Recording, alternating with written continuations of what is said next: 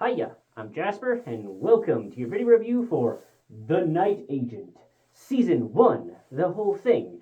Episode 1 review down in the description. So, as always, I'm going to give the good, the bad, and the furry. To start off the furry, there isn't any. Moving on.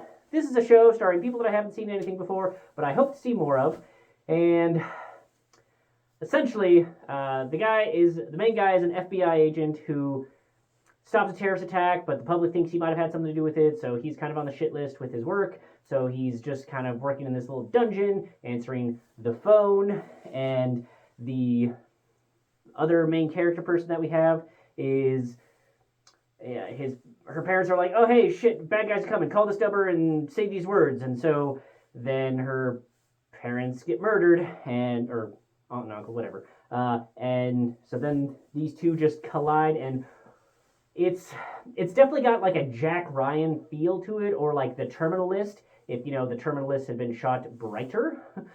And I gotta say, I liked this show more than I liked the most recent couple seasons of Jack Ryan, and maybe more than The Terminal List, but that's just because I think that overall this had a happier feel to it. Like The Terminal List was really intense, and this one had good action, had good pacing, also had some good romance in my opinion. So I think that The Terminal List, if you're looking for something more serious, but this one, it has excellent intrigue. It's got the guy from Terminator 2, and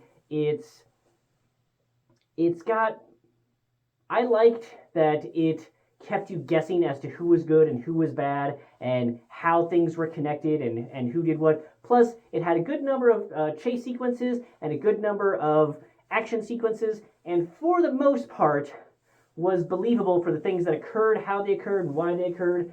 I think that, especially with something set in today's day and age, it's really difficult for them to, have fugitives and make it believable that the government doesn't immediately catch them, type of thing.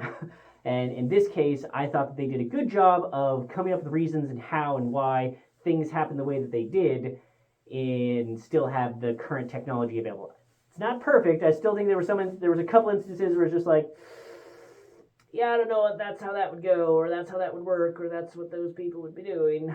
But overall, it didn't ruin my enjoyment of the film, and it was few enough and subtle enough, and just like not as vital to the overall plot to make me not care.